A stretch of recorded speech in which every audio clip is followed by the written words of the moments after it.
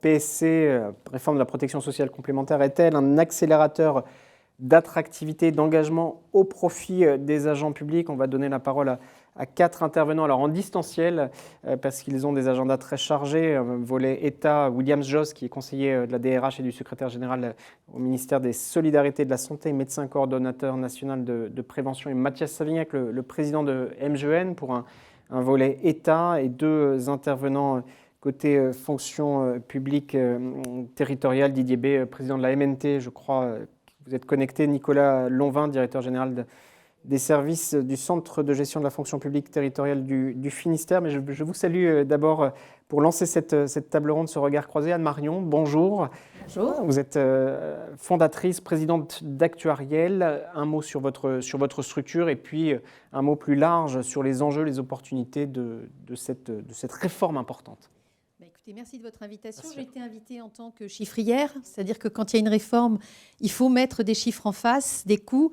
Et on le sait, dans ce genre de négociation, c'est quand on annonce la réalité objective des chiffres que ça commence à se passer un petit peu moins bien. Voilà.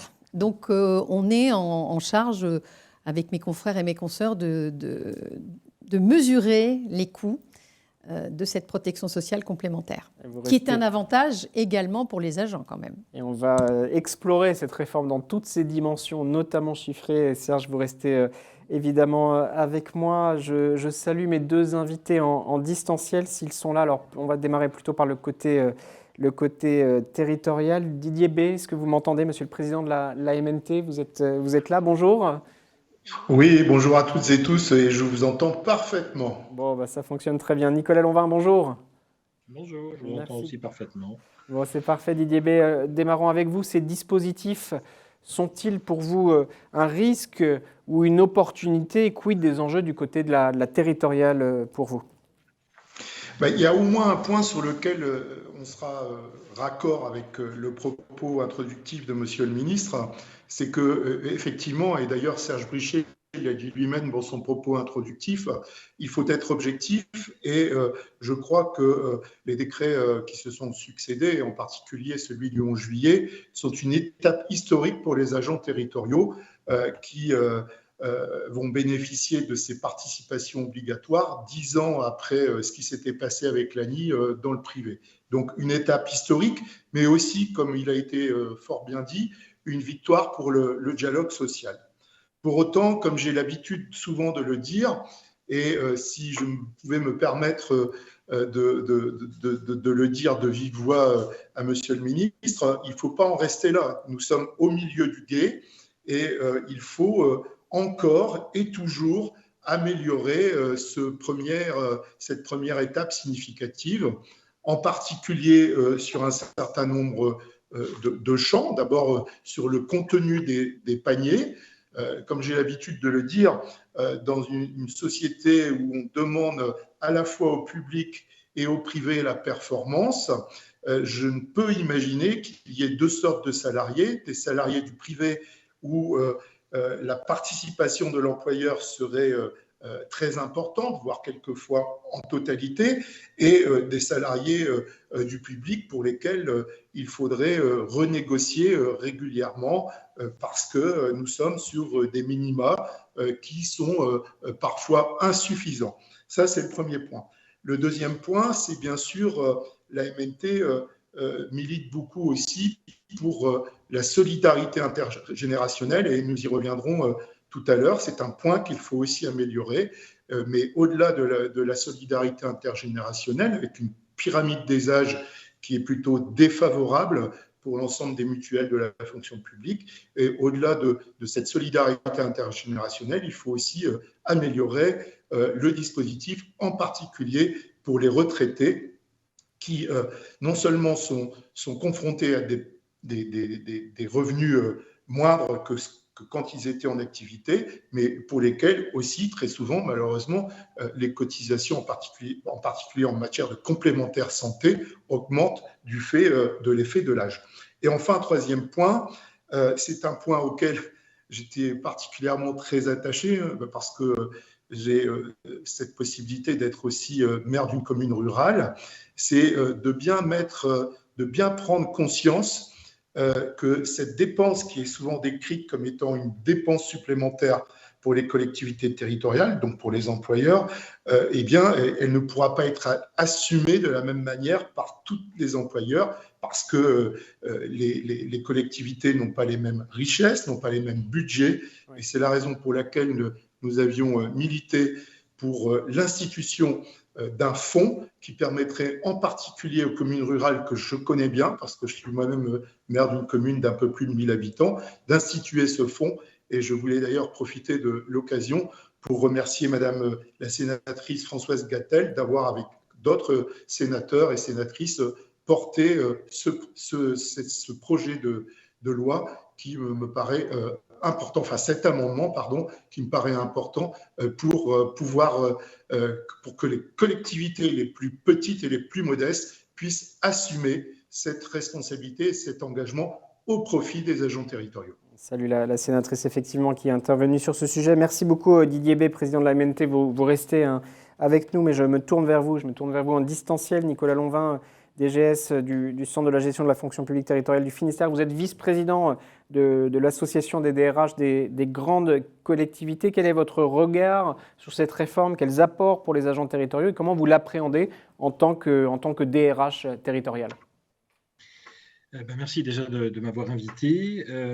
Bon, c'est évidemment, mais je vais un peu paraphraser les précédentes interventions, c'est une véritable avancée parce qu'aujourd'hui, on a réellement une obligation qui va peser sur les employeurs territoriaux d'accompagner les agents en matière de santé et de prévoyance. Et c'était effectivement une vraie disparité avec le secteur public. Et il y a lieu aussi pour les employeurs publics d'accompagner leurs agents dans ces dispositifs de mutuelle et de prévoyance.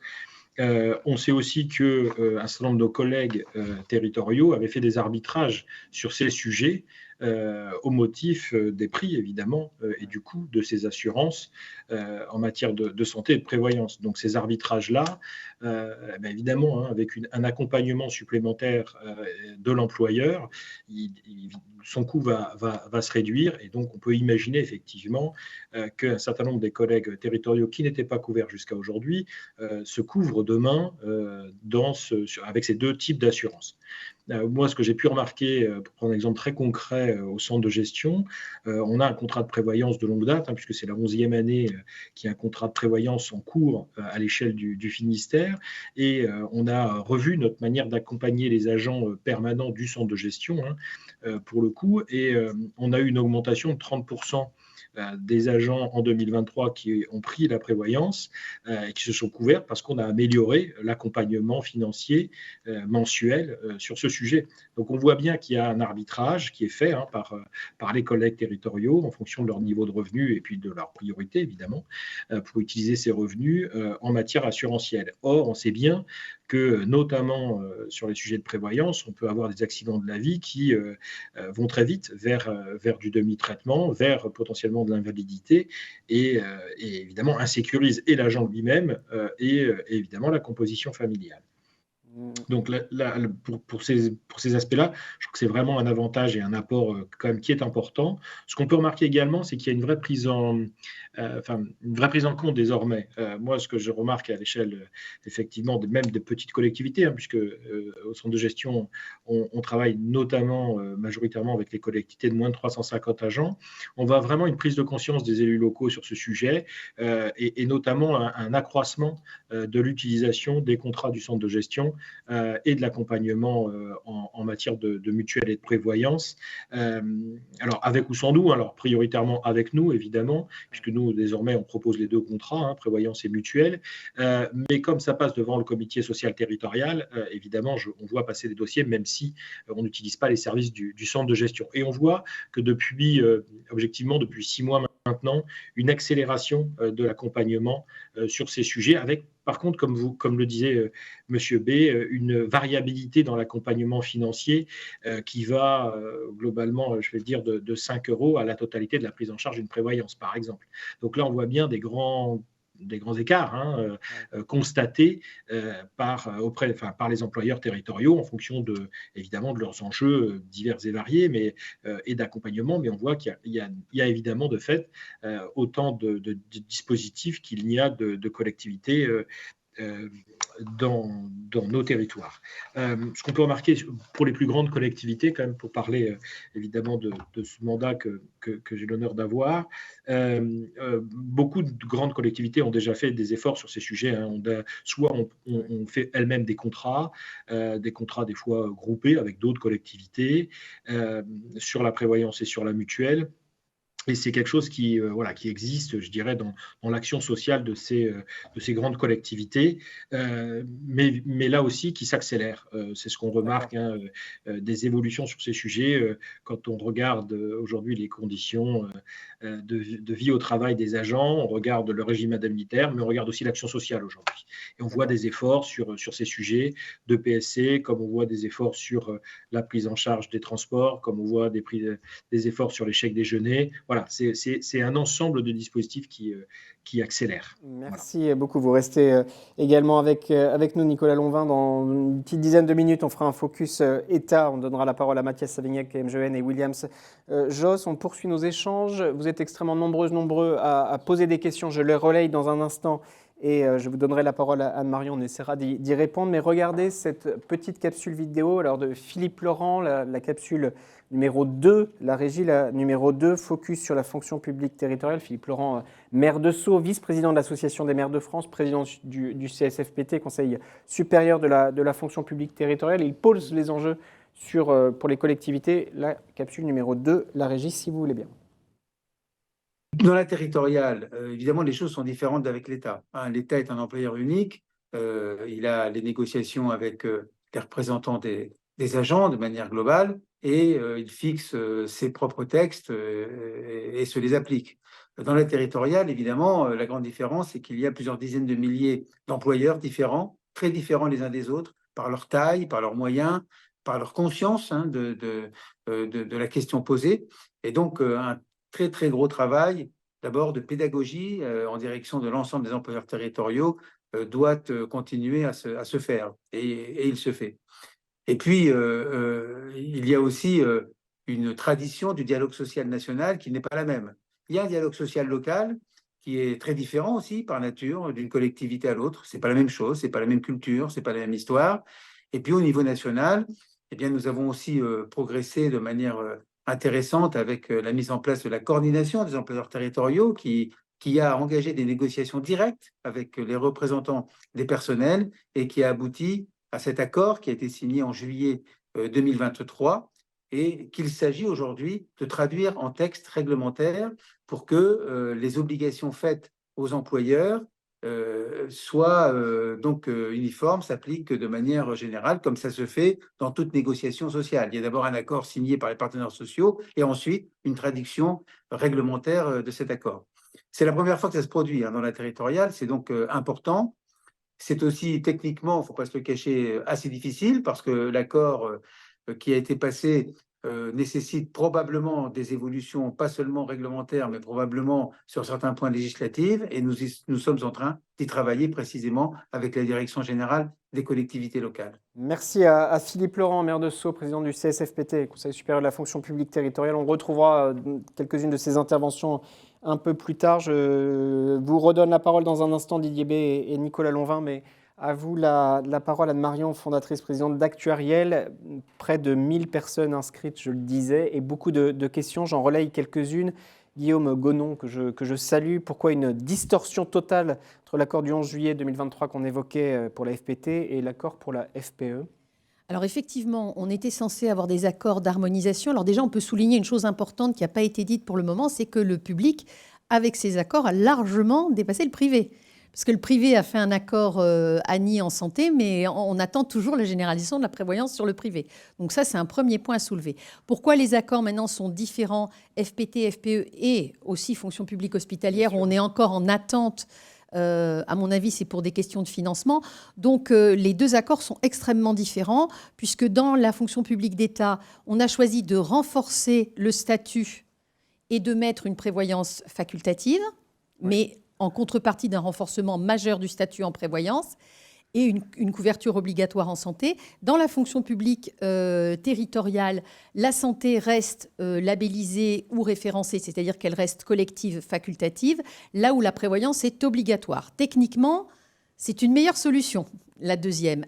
La difficulté, c'est que dans le cadre d'une prévoyance obligatoire, va se poser la question des reprises d'encours. Et le maire de Sceaux a raison, techniquement, ça va poser des questions financières, des questions de compréhension qui vont être très fortes. Quant à la fonction publique hospitalière, contrairement à l'État, on ne peut pas lever de l'impôt quand on a un hôpital. Donc à mon avis, je ne suis pas dans le secret des dieux, mais très probablement un frein doit exister avec les budgets à mettre en face de cette prévoyance obligatoire. Dernier point, il faut quand même rappeler à tout le monde que cette négociation est très favorable à tout le monde, y compris aux employeurs publics, puisque ça coûte 2 fois moins cher sur une feuille de paye de financer de la protection sociale que du salaire brut qui donne un salaire net qui permet de s'acheter une mutuelle. Une mutuelle cofinancée, c'est une augmentation du salaire net beaucoup moins coûteuse qu'une augmentation du traitement brut. Donc je pense que c'est vraiment des accords gagnant-gagnant dans tous les aspects des débats. Merci beaucoup. Allez, une deuxième question pour vous. Continuez. Et encore une fois, si on ne parvient pas, et je pense que j'aurai quelques difficultés à relayer vos dizaines de questions, on reviendra vers vous, la MFP reviendra vers vous de manière individuelle. Question de l'organisation solidaire, l'OS Solidaire. René Dassonville, je vous salue, monsieur. Dans quelle mesure les actifs et les retraités profiteront de la même façon de la réforme ? Eh bien non. Et puis renom et re-renom. Parce qu'un accord collectif obligatoire, c'est lié au travail. Donc, on va évidemment...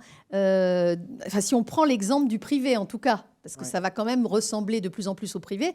Donc, mon expérience du privé me dit que quand on fait un contrat collectif obligatoire, on ne peut pas obliger les retraités à adhérer. Donc, la nature de l'adhésion est par nature différente. Et c'est sûr et certain qu'ils ne profiteront pas de la même manière de ces accords. C'est pour ça que très probablement, il y aura des discussions autour des solidarités intergénérationnelles pour organiser une compensation. Mais déjà, je pense qu'il y a une grosse déperdition avec ces accords. On en parle positivement, mais par exemple, il y a un tout petit détail dont on parle peu, c'est que la plupart des mutuelles de la fonction publique avaient mis de la dépendance en inclusion. Oui. Et pour répondre à des appels d'offres, quand on est dans des concurrences financières fortes, est-ce qu'on va pouvoir garder ces contrats dépendance qui étaient favorables aux retraités ? C'est des vraies questions ouvertes, ça. Une vraie question ouverte. Je vous sollicite dans un instant pour d'autres questions. Je reviens vers vous, Didier B., président de la MNT, sur cet enjeu, sur ces changements de ratio de solidarité intergénérationnelle en santé. Voilà un enjeu important, un enjeu extrêmement complexe, visiblement. Didier B., si vous êtes toujours avec nous. Oui, c'est un enjeu important parce que l'argument qui consisterait à dire que le ratio de 1 à 2 va faire baisser les cotisations des plus âgés, eh bien, il a son corollaire, c'est-à-dire que ça va contribuer à augmenter les cotisations des générations les plus jeunes. Et à un moment donné, on risque d'avoir un désengagement des plus jeunes sur un certain nombre d'assurances, que ce soit en santé ou dans les différentes options. Et cette solidarité va contribuer à faire collectivement, à très court terme et sûrement à moyen terme, à faire augmenter le montant des cotisations. Donc, c'est la raison pour laquelle, à la MNT, on continue à rester sur la ligne d'un ratio de 1 à 3, pour la bonne et simple raison que nous ne sommes pas convaincus à ce stade que ce sera profitable à l'ensemble de la démographie que représentent les fonctionnaires territoriaux. Je l'ai dit en propos introductif, et je le rappelle et je le souligne, la pyramide des âges dans la fonction publique, et en particulier dans la fonction publique territoriale, où il y a énormément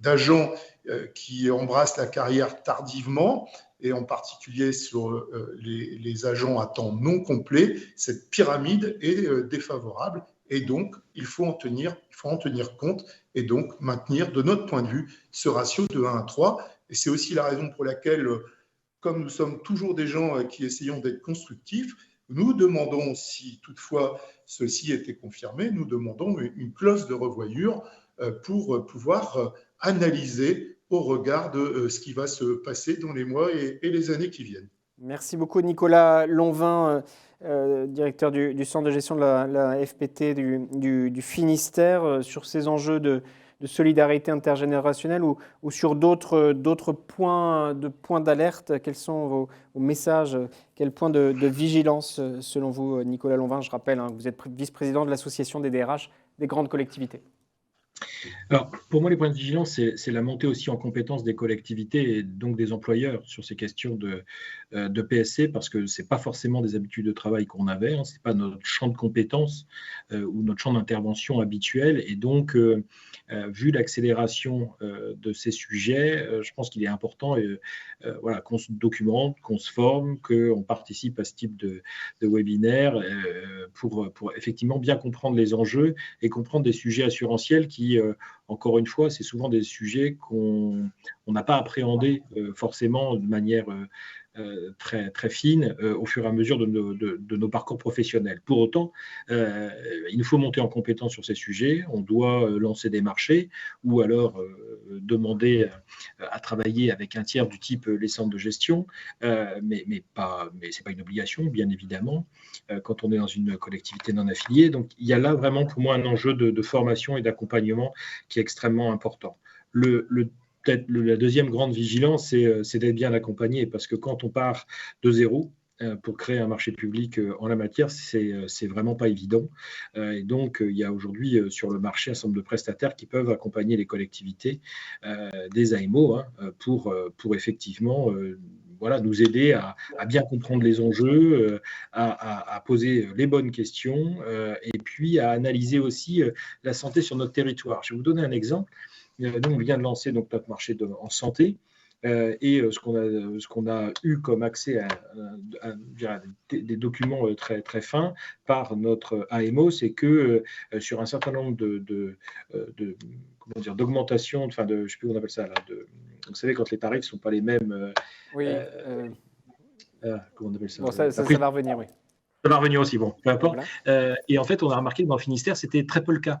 Ce qui veut dire que ce n'est pas forcément très intéressant de se couvrir à 120% ou 140% ou 200% du remboursement de la sécurité sociale, parce que les soins en Finistère, en tout cas, font pas de dépassement d'honoraires. Chercher la terminologie. Et donc, c'est des choses qu'on peut, très objectivement, des choses auxquelles on n'aurait pas nous pensé spontanément. Voilà. Et donc, c'est aussi bien de se faire accompagner. Dernier élément peut-être sur la précaution. Nous, on va également mettre en place et travailler avec un actuaire pour là aussi mieux comprendre comment se font les calculs, comment vit le contrat dans sa durée, parce que effectivement, on n'est pas spécialiste de ces sujets et aujourd'hui, effectivement, c'est bien d'être accompagné tant dans la rédaction du marché que dans son suivi. Et en tout cas, ça nous apporte un peu de confiance collective sur les réponses qui nous sont apportées. Donc, je dirais vraiment de bien se faire accompagner et puis d'échanger avec les autres collègues territoriaux qui ont déjà mis en place des marchés publics et qui ont une expérience évidemment de quelques années derrière eux sur ces sujets, avec la manière dont ont évolué les contrats aussi depuis quelques temps. Merci beaucoup, vous restez avec nous. Puis dans quelques minutes, on bascule sur des enjeux FPE, mais toujours des questions extrêmement nombreuses. Une pour vous, Serge Brichet, président de la MFP. Merci encore, tout ça est passionnant et un intérêt très vif dans le chat. Continuez à poser vos questions. Monsieur Gervais, Didier Gervais, que je salue.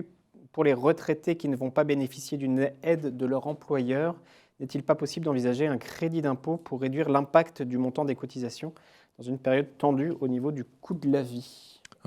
Évidemment qu'il va falloir se préoccuper de la situation des retraités, qui ne seront peut-être pas les perdants totales de la réforme, mais en tout cas qui seront, de notre point de vue, en régression par rapport au dispositif dont ils pouvaient bénéficier aujourd'hui, par rapport au mécanisme de mutualisation. Et Mme Marion l'a déjà souligné. Le crédit d'impôt, c'est une solution, mais ce n'est une solution qui ne devrait, dans notre esprit, ne pas concerner que les retraités, qui devrait concerner dans l'absolu tous les citoyens, peut-être en lieu et place des dispositifs d'accès à la complémentaire santé qui existent, et qui devrait aussi concerner les personnes privées d'emploi, les étudiants qui n'ont pas aussi d'aide à l'accès à la complémentaire santé. Ce n'est pas la solution qui aujourd'hui est sur la place publique, parce que je pense qu'elle emporte aussi des enjeux financiers colossaux, mais ça mériterait que cette piste soit explorée, en tout cas pour les personnes qui ne bénéficient d'aucune aide. Merci beaucoup. Anne-Marion, je vous voyais réagir et acquiescer. Oui, bien sûr. Pour répondre à Monsieur Lanvin, le DRH de Brest, du Finistère. Du Finistère. Oui, il vaut mieux un qui sait que 100 qui cherche. Ça, très bonne pioche. Parce qu'on peut se faire avoir par les sirènes du moins 10 ans. Là, la recommandation vraiment que je vous donnerais très forte, ne choisissez pas le moins 10 ans, choisissez le mieux 10 ans. Ça, c'est extrêmement important en santé et encore plus en prévoyance où il y a quand même des aspects très techniques. Et en plus, avec un phénomène qu'il faut bien anticiper, c'est que les transferts de charges ne font que commencer. D'accord. Je répète, les transferts de charges ne font que commencer. Petit warning. Voilà, petit warning. Donc, ne vous laissez pas aller avec les sirènes des engagements de cotisation sur 3 ans, ça ne tiendra pas. Il faut payer le prix d'une bonne protection sociale. Pour répondre à la question qu'il n'a pas posée, très important, les garanties phares. Après, vous faites ce que vous voulez. Les garanties phares, c'est vraiment l'hospitalisation et le dentaire en santé. Et en prévoyance, l'invalidité et la rente éducation. C'est un invalide, j'ai coutume le dire, s'il n'a pas de complément de revenu et qu'il a une mutuelle, renoncera à se soigner. À l'inverse, un invalide avec un complément de revenu, même s'il n'a pas de mutuelle, pourra quand même se soigner. Donc dans les batailles, il faut gagner la bataille de la gravité et contourner un biais cognitif que j'ai appelé le biais de la machine à café. Dans les négociations collectives, on en parle autour de la machine à café. Avant de faire salon, on a bu un café à la machine à café. Et à la machine à café, tout le monde a des lunettes, tout le monde a le meilleur ostéopathe de la Terre et tout le monde est content du tiers payant. À la machine à café, l'orphelin, l'invalide, l'hospitalisé ne sont pas là. Donc, en matière de protection sociale, il faut être vigilant à un point très fort, c'est que le besoin perçu par les personnes qui sont là est pratiquement à l'opposé du besoin réel de couverture. Je ne l'ai pas dit en démarrant, je vais le dire maintenant, je rappelle la définition de la prévoyance. En contrepartie d'une cotisation acceptable, il s'agit de se prémunir d'une perte financière potentielle inacceptable. Voilà. Attention aussi, point d'alerte dans les cahiers des charges, évitez à tout prix les options. Les options font toujours dégénérer les contrats, donc soyez très vigilants à ça. Merci beaucoup Anne-Marion. Didier B, je vous vois réagir. Monsieur le Président de la MNT, on vous écoute. On vous écoute. Je ne peux qu'abonder aux propos de Anne-Marion, parce qu'effectivement, comme j'ai l'habitude de le dire, je ne suis pas assez riche pour me permettre d'acheter du bon marché. Et ma crainte, c'est que les AMO, en particulier, se fassent construction de cahiers des charges sur la base du décret de 2011. Or, je crois qu'il y a des enjeux nouveaux qu'il faut absolument prendre en compte, tels que, par exemple, la qualité d'offre et les perspectives de stabilité du tarif, qui dépendent dans un premier temps de la qualité de l'information que peut donner la collectivité sur son portefeuille, parce que pour avoir une réponse adaptée, encore faut-il avoir les bonnes informations, mais aussi, et pour pas prendre trop de temps, mettre des enjeux par rapport à l'information des agents, au suivi des agents, mais aussi faire un effort réel en termes de prévention. La prévention est un enjeu majeur pour l'équilibre des contrats, et jusqu'ici, c'est un enjeu qui n'est pas suffisamment pris en compte. Et c'est la raison pour laquelle notre crainte à la MNT, c'est que dans ce milieu, dans cet environnement de concurrence forte, il y ait des opérateurs qui ne sont pas habitués à nos contrats publics, qui viennent concurrencer, et bien sûr en ne reprenant que la partie d'actifs, qui est une partie qui pose moins problème sur l'équilibre des contrats. Or, nous, notre caractère affinitaire fait que non seulement toutes les générations sont bien prises en compte, mais aussi la partie qui concerne les retraités dont on a parlé tout à l'heure. Donc je crois qu'effectivement, c'est un point très important et c'est un point qu'il ne faudra pas négliger au moment de la constitution des cahiers des charges. Merci beaucoup Didier B. Monsieur le Président de la MNT. On bascule dans un instant sur les enjeux de FPE. Mathias Savignac, le président de la MGN, nous a rejoint, je crois. Peut-être un mot de conclusion, Nicolas Lonvin, si vous voulez bien, vice-président de l'association des DRH des grandes collectivités. On voit, tout cela est assez complexe, des opportunités fortes, mais des points de vigilance extrêmement précis. Il va falloir suivre dans les semaines, dans les mois à venir. Ce sera vous le ferez, j'imagine. Oui, complètement.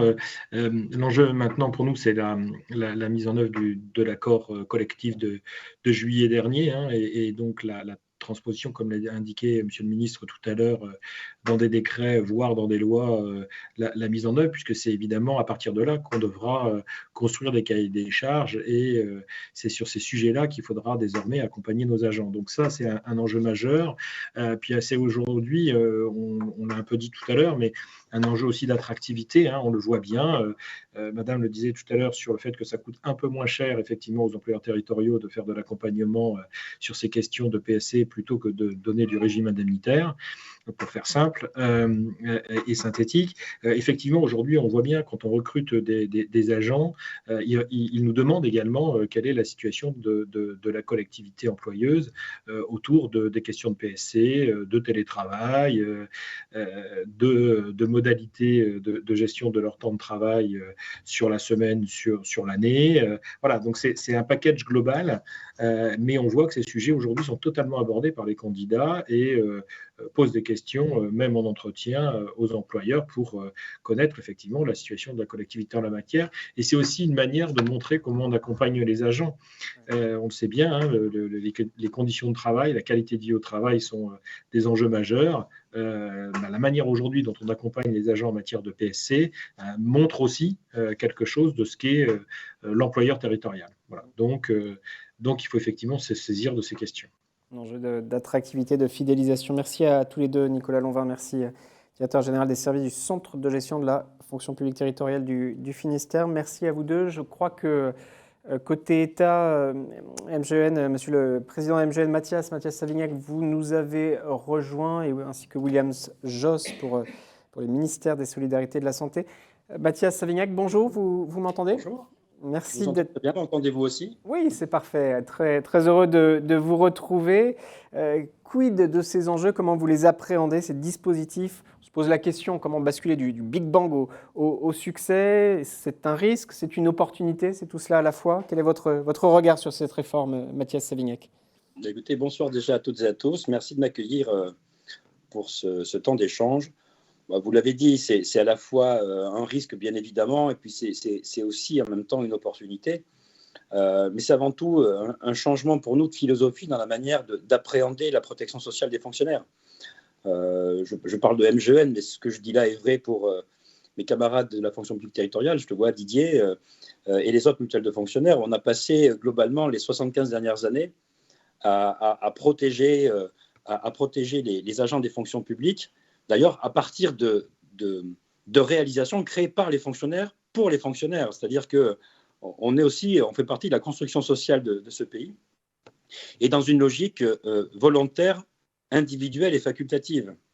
Et on passe, et c'est un changement de culture complet, on passe dans une culture du contrat collectif obligatoire. Alors, ça devient la norme de la même manière qu'en 2015, avec l'ANI, les contrats collectifs obligatoires en entreprise sont devenus la norme.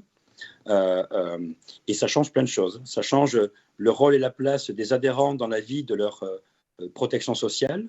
Ça change positivement aussi des choses. En 2015, il y a une responsabilisation des employeurs privés sur la protection sociale de leurs salariés. Et je trouve qu'il est cohérent aujourd'hui que l'employeur public lui-même soit responsabilisé sur la protection sociale de ses agents. Mais ça met des acteurs autour de la table différents. Ce ne sont plus les adhérents qui, par eux-mêmes et pour eux-mêmes, décideront de la couverture. Ça fait l'objet d'une négociation entre l'État employeur, entre les organisations syndicales, sur la base d'un cahier des charges qui est négocié et non plus de la volonté ou de la souveraineté d'une assemblée générale d'adhérents. Donc, ça change la philosophie et ça change un peu pour nous, bien évidemment, les métiers et la manière d'apprendre la protection sociale. Donc, c'est à la fois un sujet de transformation collective, mais c'est aussi, ça embarque une capacité finalement à trouver des solutions nouvelles, des couvertures nouvelles, des réponses nouvelles, et d'élargir aussi un portefeuille d'adhérents dès lors que l'on rentre dans le cadre de contrats collectifs obligatoires. Donc, c'est tout ça à la fois, c'est de la complexité, mais c'est aussi des opportunités. Merci beaucoup. Vous restez évidemment avec nous, Mathias Savignac. Je me tourne vers vous, William Josse, conseiller la DRH et du SG du secrétaire général au ministère des Solidarités et de la Santé. Vous êtes médecin coordonnateur national de prévention. Quel regard sur cette réforme, quel regard sur ces enjeux de santé et de prévention dans la fonction publique, William Josse? Oui, bonsoir à toutes et à tous. Le premier enjeu, c'est notre bien-être. Donc, je rappellerai la définition en fait, de l'OMS, un complet bien-être physique, mental et social. Et dans le monde du travail, c'est promouvoir et maintenir le plus haut degré de bien-être et donc en santé physique, mentale et sociale pour l'ensemble de nos travailleurs. Et le deuxième point qui est important pour moi aussi, c'est qu'aujourd'hui, à peu près 30% de nos agents de la fonction publique ont 50 ans et plus. Donc, moi, en tant que médecin du travail, et ce que je vois au quotidien depuis presque 25 ans, c'est le développement des maladies chroniques, en particulier avec cet âge, les cancers, les maladies cardiométaboliques, l'insulinorésistance, la dégradation potentiellement de la santé mentale, la santé de la femme, les personnes en situation de handicap qui peuvent augmenter aussi avec l'âge. Bien sûr, on a en même temps les aidants, puisqu'on arrive de plus en plus dans cette partie-là. Et ensuite, on a la prévention derrière, pour moi, de l'usure professionnelle, de la pénibilité, de l'identification de la pénibilité, de la prévention des risques et des expositions, et au final, le bien vieillir global avec demain une santé connectée et prédictive. Et en particulier pour moi, mon importance aussi, c'est la réduction de l'accidentologie, des maladies professionnelles, des arrêts maladie, du départ en invalidité. On en a parlé un tout petit peu à ce sujet-là. Et avant de continuer dans mon sujet, j'aimerais rappeler un peu l'histoire. Déjà, le 19e siècle a été un tournant très, très important dans le domaine de la santé sociale, puisqu'on sait que c'est apparu à ce moment-là les premières, on va dire, réglementations concernant l'âge d'entrée en activité dans une entreprise. Rappelez-vous, c'était 8 ans pour un enfant, il fallait au moins avoir 8 ans. Donc, ça nous ramène assez loin, mais c'était 1841, donc ce n'est pas si loin que ça par rapport à cette protection. L'apparition du contrat de travail aussi qui était importante, l'indemnisation des accidents du travail et des maladies professionnelles et la prévention des risques professionnels, les médecins d'entreprise qui sont apparus aussi, qui couvraient aussi en même temps la santé des familles, des employés. Et puis, il y avait aussi la création justement des compagnies d'assurance et le remboursement des frais médicaux en lien avec ce que je vous ai dit dans le monde du travail. Et ensuite la création de la sécurité sociale. Donc pour moi, aujourd'hui, c'est vraiment le maintien de l'agent dans la société, lorsqu'on parle de la santé sociale, dans son environnement global, en interrelation humaine, et en particulier, moi, quand je suis face à quelqu'un, c'est savoir s'il est bien dans sa situation personnelle, marié, en couple, en famille, voilà, ça c'est important, l'arborescence familiale, amicale, qui permet de maintenir la relation sociale. On aborde aussi le sujet du logement et de son contrat de travail, de son emploi, le maintien dans l'emploi. Bien sûr, la capacité de pouvoir payer au quotidien ses factures, ne pas avoir de dette qui va désocialiser. Et bien sûr, on en a parlé, c'est la prise en charge des soins avec potentiellement les dépassements d'honoraires. Donc moi, à chaque fin de consultation en général, tous ceux qui n'ont pas une complémentaire santé ou une prévoyance, je leur signale qu'il est important de réfléchir à cela. Et puis, je ne sais pas, j'avance un petit peu aussi, mais nous, on a déjà anticipé au sein des ministères sociaux un peu cette idée de prévention. Tout d'abord, je remercie Mathias. Avec la MGEN, on fait des partenariats aujourd'hui et des conventions sur justement développer des actions de prévention, de santé publique en milieu professionnel pour réduire nos maladies chroniques, réduire nos expositions, réduire nos risques. Donc, on a des webinaires qui remplissent plus de 1000 personnes en général, mensuels, avec un programme donc dédié sur plusieurs sujets que j'ai abordés précédemment sur nos maladies. Et puis aussi, on travaille donc avec la MGS, qui est une de nos mutuelles.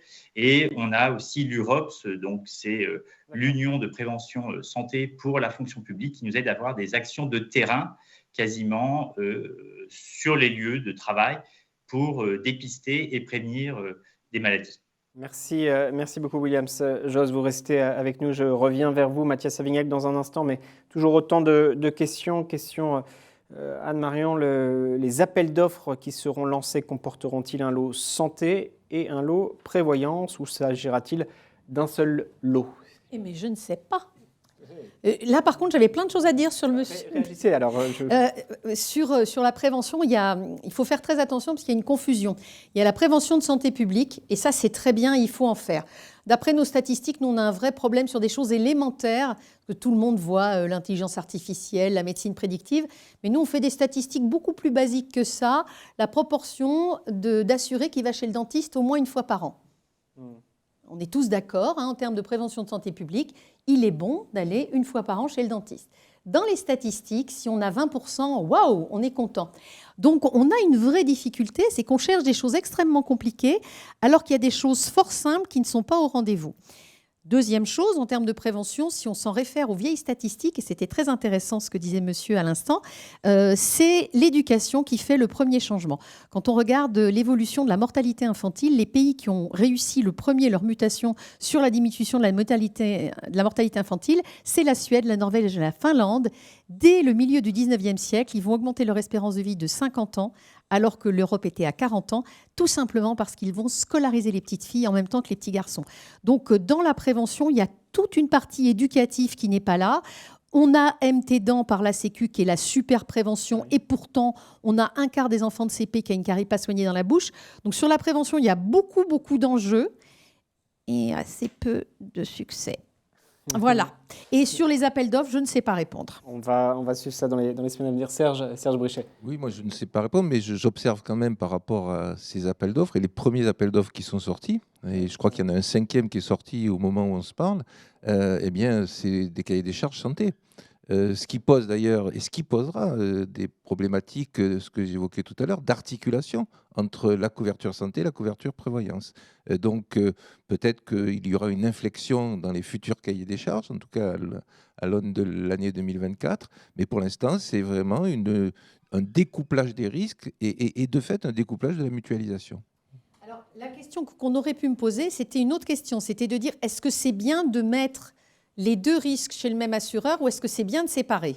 Là, je peux répondre, par contre. Donc, on reformule ainsi la question, voilà. Anne-Marion, là, allez-y. Je peux répondre. Eh bien,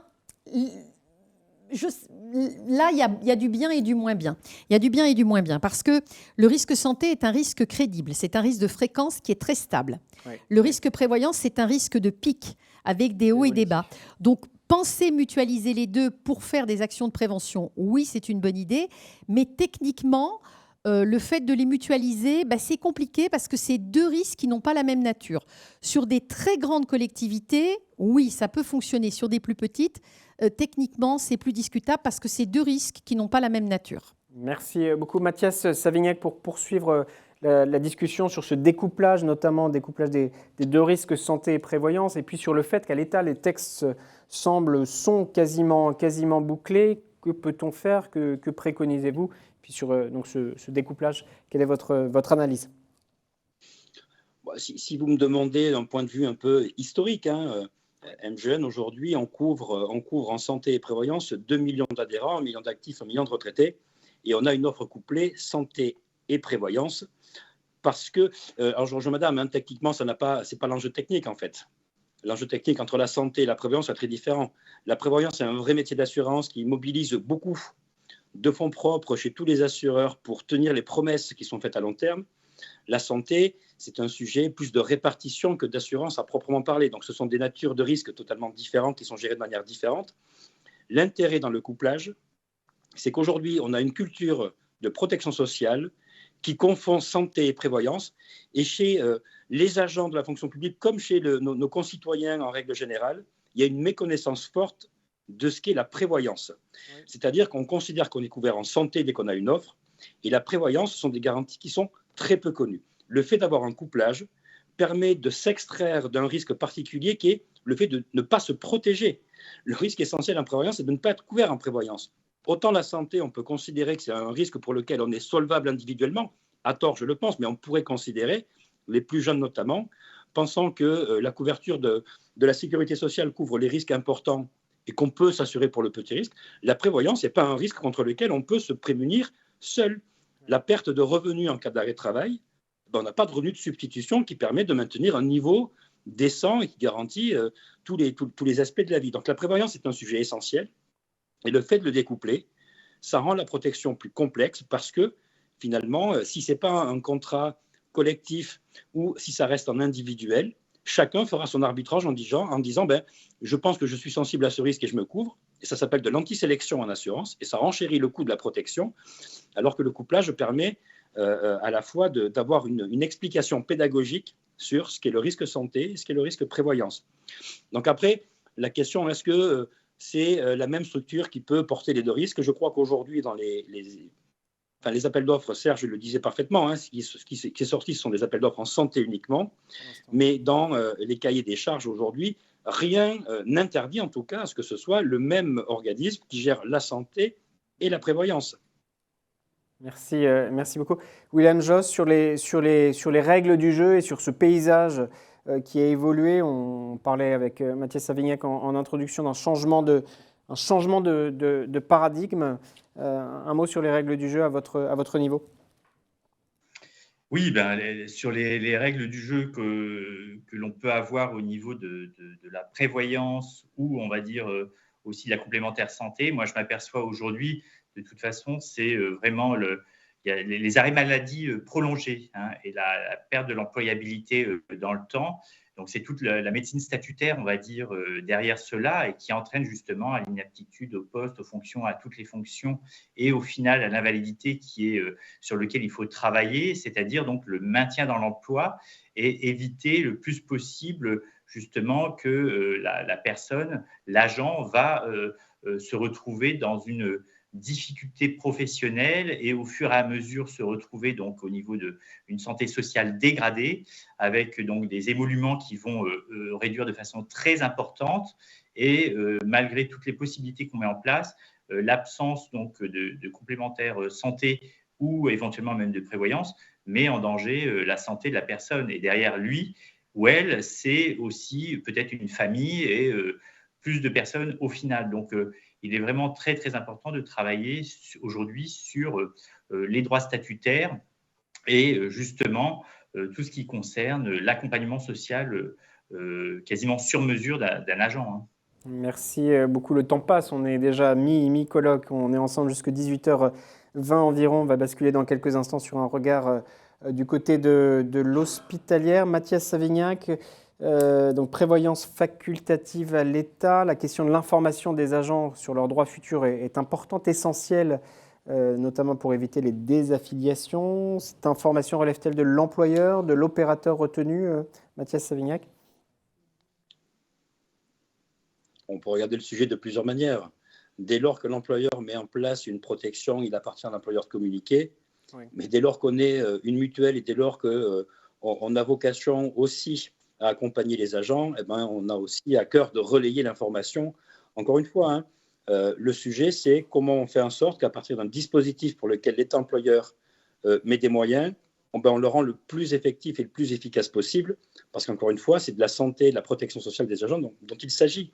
Oui. Et donc, à partir du moment où on est tous alignés sur les enjeux qui se logent derrière la protection sociale complémentaire des fonctionnaires, ben, chacun aura à cœur d'accompagner du mieux possible et d'informer du mieux possible les agents, à la fois sur leurs droits statutaires, comme sur les droits ouverts par les contrats collectifs, qu'ils soient en santé ou en prévoyance. Je pense que c'est un enjeu collectif que l'on a d'accompagner au mieux celles et ceux qui servent l'intérêt général. Merci beaucoup, William Josse. Peut-être une réaction, et puis vous travaillez sur ces enjeux. Je le glisse là, d'ailleurs, vous avez lancé une chaire sur ces enjeux de santé, de prévention. Alors, j'ai plus le titre exact, mais voilà, une chaire qui est portée notamment par les ministères des Solidarités et de la Santé.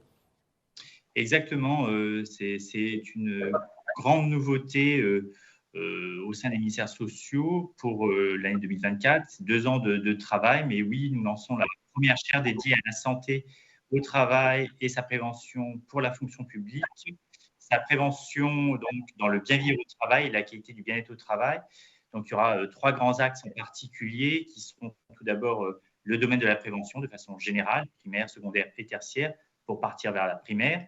Ensuite, ce sont bien sûr des formations dédiées à la santé au travail pour les fonctionnaires et de la recherche et de l'innovation avec une grande partie justement liée à un réseau de communication pour justement être plus dans l'actualité, justement dans les domaines donc, de la santé, sécurité. Voilà, donc on est très heureux de lancer cette chaire que je pilote et voilà, donc vous verrez quelques actions à partir de 2024. On vous redonnera la parole. Je continue de regarder le chat. Et encore une fois, on va revenir vers vous de manière individuelle parce que les questions sont trop nombreuses. La décision sera facultative en prévoyance, obligatoire en santé. Quel impact sur le pilotage du régime? Ça, c'est pour la fonction publique d'État. Oui.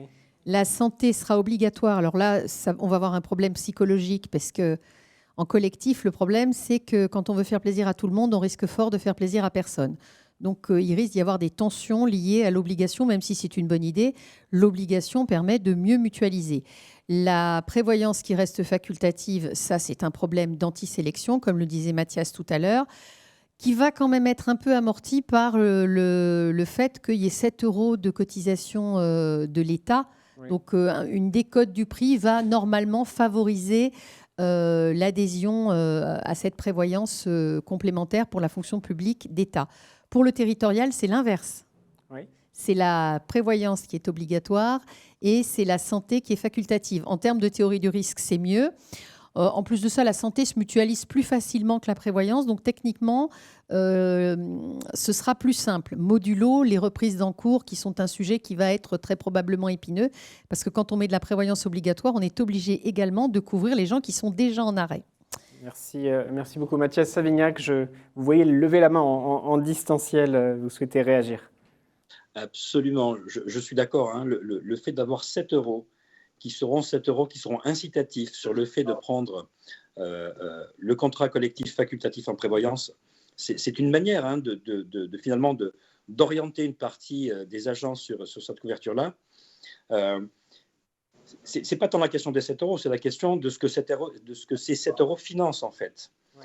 Parce que si avec 7 € qui correspondent à une part de la cotisation, mais que le panier de prestataires finalement en prévoyance est inférieur à ce dont il bénéficie aujourd'hui, en ayant une participation et une couverture, il sera très difficile, si par hypothèse cette couverture était inférieure à ceux dont ils bénéficiaient, de leur proposer un étage supplémentaire à la fusée en se disant j'ai un contrat collectif en santé pour lequel mon employeur contribue, un contrat collectif en prévoyance pour lequel l'État contribue, j'ai eu des améliorations statutaires, ce sont des choses qui se profilent entre 2025, 2026 et 2027.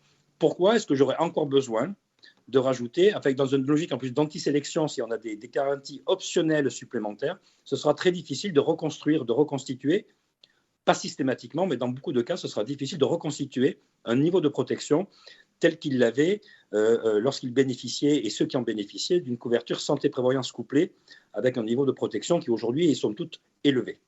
Merci beaucoup. Le temps passe à toute allure. Tout cela est complexe mais passionnant. La régie, on va basculer dans quelques instants après un mot de conclusion sur l'hospitalière. Je ne sais pas si le président de la MNH nous a rejoint, si vous pouvez me le préciser dans l'oreillette. Alors voilà, il est en train de nous rejoindre. Serge Brichet, je vous en prie. Oui, mais pour prolonger peut-être le propos très pertinent de Mathias, quand parfois on reproche à la mutualité fonction publique d'avoir un regard un peu nuancé sur l'avancée que constitue cette réforme, même si j'ai signalé tout à l'heure que la participation financière était une avancée considérable, mais comme le dit Mathias, elle va servir à quoi cette participation financière? Si pour les agents, c'est utiliser cette participation financière pour reconstituer des garanties qu'ils ont perdues, on pourra se dire à ce moment-là que la réforme a un impact moindre que ce que le ministre a évoqué tout à l'heure. Merci beaucoup. Je propose, la régie, si vous voulez bien faire apparaître à l'écran, c'est dans vos documents que vous proposez, Serge Brichet, à la MFP, quel bilan pour la fonction, voilà, on le voit, quel bilan pour la fonction publique d'État hier, la participation facultative de l'employeur, demain, la participation obligatoire de l'employeur. Tout ça sont des dispositions, des documents, Serge Brichet, qu'on retrouve en ligne, qu'on retrouve sur votre plateforme. Complètement. Absolument. Donc, basculons sur l'hospitalière. Peut-être un mot de conclusion. Mathias Savignac, c'est complexe, c'est passionnant. Il faut suivre tout cela et suivre les évolutions de manière très fine pour pouvoir réagir, parce qu'il y a des détails qui ne sont pas des détails qui sont importants. Oui, absolument, vous avez totalement raison. Vous signaliez que les premiers, c'est Serge qui le reprenait, les premiers appels d'offres étaient sortis depuis 15 jours, hier encore, et on voit dans la rédaction actuelle des cahiers des charges que ce sont des appels d'offres exigeants. Donc ça veut dire qu'il y a une attention particulière qui est portée sur ces appels d'offres, sur à la fois la qualité de la réponse, sur les cotisations, la réponse aux attentes du cahier des charges, mais aussi en termes de qualité de service, de réponse aux fonctionnaires. Et donc, c'est quelque chose d'engageant. Je sais que, je regarde Didier, la MNT est très mobilisée, Benoît en suivant de la MNH aussi, enfin, toutes les mutuelles de fonctionnaires aujourd'hui sont extrêmement mobilisées pour faire une chose très simple, je vais le dire comme ça, mais ça fait 75 ans que nos mutuelles ont une relation partenariale avec les employeurs publics, de construction de dispositifs à la fois de prévention, d'action sociale et de service. Et notre enjeu, c'est de ne pas se laisser finalement orienter vers une relation de prestataire de l'employeur public. Nous souhaitons continuer à avoir cette relation partenariale parce que nous connaissons nos publics, nous avons bâti des dispositifs pertinents et utiles. Et ce qu'on fait aujourd'hui sur tous les sujets de prévention ô combien importants, mais aussi de qualité de vie au travail, tout ça, ce sont des dispositifs qui dépassent le cadre de la simple réponse à un appel d'offres. C'est important de répondre à un appel d'offres, mais il est important aussi de bâtir des dispositifs qui aillent au-delà et qui explorent le champ, ça a été dit, du bien-être, de la qualité de vie au travail, et ça ne se résume pas à la réponse à un appel d'offres. Merci beaucoup Mathias Savignac, merci d'avoir été avec nous, président de MGEN. Merci William Josse, conseiller de la DRH et du SG du ministère des Solidarités et de la Santé, médecin coordonnateur national de prévention, et vous pilotez une chaire lancée sur ces enjeux. Merci beaucoup William Josse. Je ne sais pas si vous êtes encore avec nous, Didier B, président de la MNT, si vous voulez dire un petit mot de conclusion, beaucoup d'enjeux. Quel est votre, peut-être un mot conclusif, Didier B? Le mot conclusif, si vous permettez égoïstement, c'est de revenir sur la fonction publique territoriale. Et je reviens sur cette idée de prendre en compte, il faut éviter qu'on ait demain, par rapport à cet enjeu de la PSC, une France des collectivités à deux vitesses, avec d'une part des collectivités qui auraient les moyens d'avoir des participations fortes et des collectivités qui n'auraient pas les moyens de participation importante, parce que nous assisterions bien malgré nous, à un désengagement de compétences vis-à-vis des collectivités les plus pauvres, et les compétences iraient dans les collectivités où les enjeux de santé sont mieux pris en compte. Et j'alerte sur ce sujet parce que c'est une vraie inquiétude de la part du président de la MNT, mais aussi une inquiétude de la part d'un maire rural. Merci beaucoup Nicolas Lonvin. Est-ce que vous êtes encore... Merci Didier. Nicolas Lonvin, je ne sais pas si vous êtes encore avec nous. Vous n'êtes plus avec nous. Merci beaucoup. Merci à Didier B, président de la MNT, Nicolas Lonvin, directeur général des services du centre de gestion de Finistère, William Josse, conseiller DRH du SG et de ministère des Solidarités et de la Santé. Je vais y arriver. Mathias Savignac, président de MGEN. Basculons sur... un regard sur les hôpitaux publics, le meilleur de la réforme pour les agents hospitaliers. Point d'interrogation. J'accueille dans un instant Noémie Chaubel, directrice des ressources humaines au GHU Paris Psychiatrie Neurosciences, également de l'association des acteurs RH des hôpitaux publics, et Benoît Fralin, président de la MNH, qui interviendra en distanciel. Je salue les équipes d'Acteurs Publics TV qui nous permettent d'avoir toutes ces connexions. Mais pour faire la transition, je vous propose d'écouter une autre intervention de Philippe Laurent, le maire de Sceaux, président du CSFPT, la régie de l'intervention numéro 3. On lui a posé la question, on va se poser aussi la question de l'attractivité, de la fidélisation que porte cette réforme. On écoute Philippe Laurent et on parle hospitalière juste après. La question de l'attractivité de la fonction publique, et tout spécialement de la fonction publique territoriale, c'est une question absolument essentielle. Donc, j'ai eu l'occasion de remettre un rapport à ce sujet à la ministre Amélie de Montchalin. C'était en janvier 2022. Ça fait 2 ans, et je considère malheureusement que la situation s'est plutôt empirée depuis 2 ans, pour plein de raisons, et qui ne sont pas de la responsabilité de quiconque, mais simplement du système qui n'est plus satisfaisant. Donc, il y a énormément de leviers à actionner pour accroître à nouveau l'attractivité de la fonction publique territoriale. C'est absolument essentiel parce que c'est notre capacité, et notamment dans les communes, à exercer et à fournir le service public du quotidien qui est en jeu. Lorsque nous ne parvenons pas à recruter des auxiliaires de puériculture, eh bien, les crèches ferment, tout purement et simplement, parce qu'il n'y a plus le personnel. Et donc, il y a un enjeu essentiel. Et je pense qu'en effet, nous pensons, les employeurs territoriaux, qu'en effet, toute une série de mesures, au-delà des mesures statutaires de rémunération, qui sont absolument essentielles aussi, mais toute une série de mesures peuvent participer à l'attractivité de la fonction publique territoriale. La protection sociale complémentaire en fait partie, les travaux qui sont menés dans certaines collectivités sur la qualité de vie au travail aussi, la qualité du management également. Donc, il y a toute une série de sujets qui sont absolument importants, qu'il est absolument important de porter dans les années qui viennent. La PSC, naturellement, en fait partie.